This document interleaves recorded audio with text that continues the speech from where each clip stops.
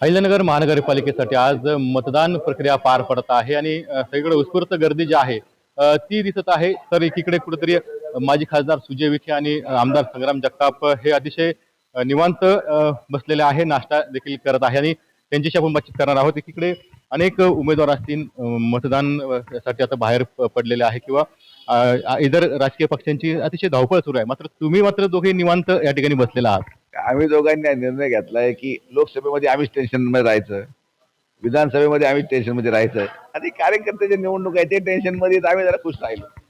कार्यकर्त्यांमध्ये जे काही वातावरण भासवण्याचा प्रयत्न केला अहिल्यानगरच्या महानगरपालिका निवडणुकीमध्ये एकदम दहशत चालू आहे आणि असं चालू आहे, तर ते कुठंतरी वातावरण शांत राहावं म्हणून आम्ही दोघांनी ठरवलं कोणाच्याच बुथवर जायचं नाही. वादविवाद नको, शांततेत प्रक्रिया पार पडावी आणि आनंदात निवडणूक झाली पाहिजे.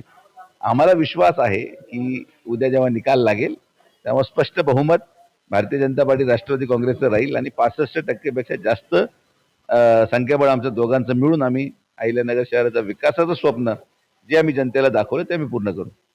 खरं तर तुमची युती झाली म्हणजे राष्ट्रवादी भाजप आणि शिंदे सेनेला तुम्ही बाजूला ठेवलं.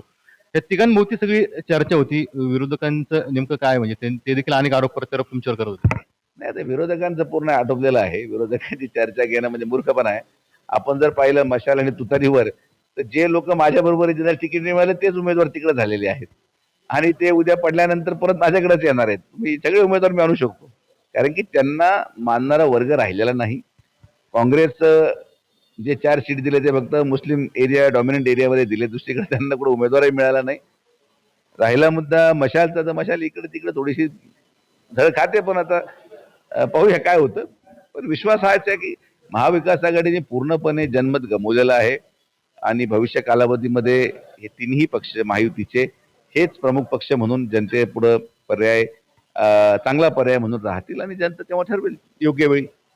आता पुढचा अजेंडा काय असणार नेमका? ते पुढचा एजेंडा आता कसं आहे की बहुमतावर सगळं अवलंबून आहे. लक्षात घ्या, महापौर नुसतं होऊन चालत नाही. म्हणजे फार काटोकाट संख्याबळ आलं 50%, 51%, तर त्यामध्ये मग विकास थांबल. कारण की निवडून आलेल्या लोकांचा दबाव प्रचंड असतो पदांसाठी आणि मग त्या दबावात तंत्रपोटी मग कधी अपक्षांचा पाठिंबा घ्या, कधी याचा पाठिंबा घ्या आणि मग त्या ब्लॅकमेलिंगला सामोरं जावं लागतं. पूर्ण बहुमत जर आलं आणि आम्ही 65%च्या पुढे गेलो, तर मग खरं अहिल्यानगर शहराने जे काही आम्ही करणं जे स्वप्न पाहिलेलं आहे करायचं, ते आम्ही पूर्ण करू. डीपी प्लॅन रिवाईज करायचा आहे आपल्याला, येलो झोन वाढवायचे आहेत, आम्हाला उपनगरं विकसित करायचे आहेत, वाढती लोकसंख्या ग्राह्य धरून त्याच्या पाण्याचं नियोजन करायचं आहे, ड्रेनेजचं नियोजन करायचं आहे. तर अशा अनेक गोष्टी आहेत ज्या आजही आहेत एक्झिस्टिंग, पण वाढती लोकसंख्येसाठी अहिल्यानगर पुढच्या 5 वर्षामध्ये 10 वर्षामध्ये तयार असावं, असा आराखडा बनवून त्याची प्लॅनिंग केली जाईल. खरं तर तुमच्या दोघांच्याही मैत्रीची चर्चा ह्या निवडणुकीत जास्त बघायला मिळाली. त्याचा प्रभाव जो आहे तो जास्त बघायला मिळाला. किती फायदा होईल या सगळ्या मैत्रीचा? नाही, आता मैत्रीचा फायदा हा मित्र म्हणून लोक मतदान टाकत नाही.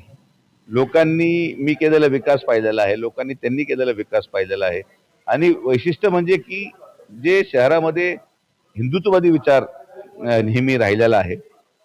हिंदू संघटना हे पूर्णपणे सक्रिय असतात. तर अगोदर भारतीय जनता पार्टी आणि राष्ट्रवादी काँग्रेस म्हणून जरी विचारधारा एवढी जुळत नव्हती, पण शहरामध्ये मूळच मी भाजपचा आहे आणि त्यांना राष्ट्रवादीचे जरी आमदार असले तरी त्यांना हिंदू सम्राट किंवा काय आता वेगळे वेगळे उपमा दिल्या जातात. त्यामुळं एक चांगली ट्युनिंग आमची जमली. अगोदरपासूनच आम्ही मित्र होतोच, तर काही शंका नाही. पण आज जनतेला सुद्धा फार विचार करण्यासाठी भाग न पाडता जनतेसाठी आम्ही खरं युती केली की जनतेला सुद्धा मतदान टाकताना तुम्ही जर पाहिलं, लोकसभेला मला तेवढंच मतदान पडतं, विधानसभेला पण त्यांना तेवढं मतदान पडतं. तर एकाच वेळेस दोघांनाही मतदान टाकायची संधी जनतेला मिळावी ही जनतेची अपेक्षा होती, असं कदाचित मला वाटतं आणि म्हणून ती संधी आम्ही दिली. खरं तर तुम्ही हिंदुत्वाचा मुद्दा उपस्थित केला. या निवडणुकीमध्ये आकडेवारीला फार महत्व असतं, पण तुम्ही 4 जागेवर कोणताच विचार केला नाही की तिथं उमेदवारच दिला नाही. आता काय आहे की तिथं उमेदवार देण्या इतपत चेहरा आमच्याकडं नव्हता.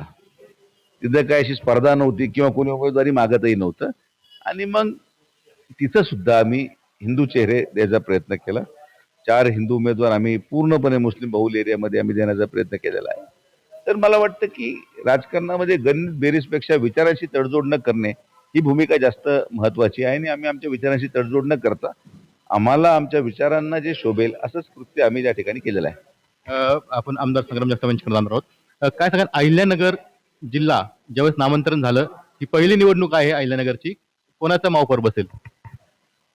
महापौर राष्ट्रवादी आणि भाजपची जी युती आहे, या युतीचाच महापौर या अहिल्यानगर महानगरपालिकेमध्ये विराजमान होईल. आता नामांतर झाल्यानंतर हा पहिलाच महापौर असेल.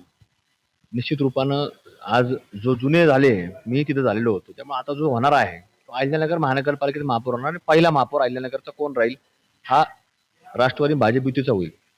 निश्चितच पहिला महापौर जो आहे अहिल्यानगरमध्ये तो राष्ट्रवादी आणि भाजप युतीचाच होईल असा विश्वास जो आहे तो दोघांनी व्यक्त केलेला आहे.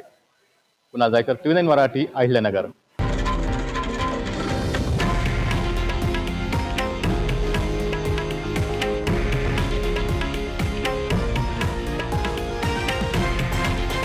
हे आहे देशातील नंबर 1 न्यूज नेटवर्क आणि आपण पाहत आहात TV9 मराठी, एकमेव.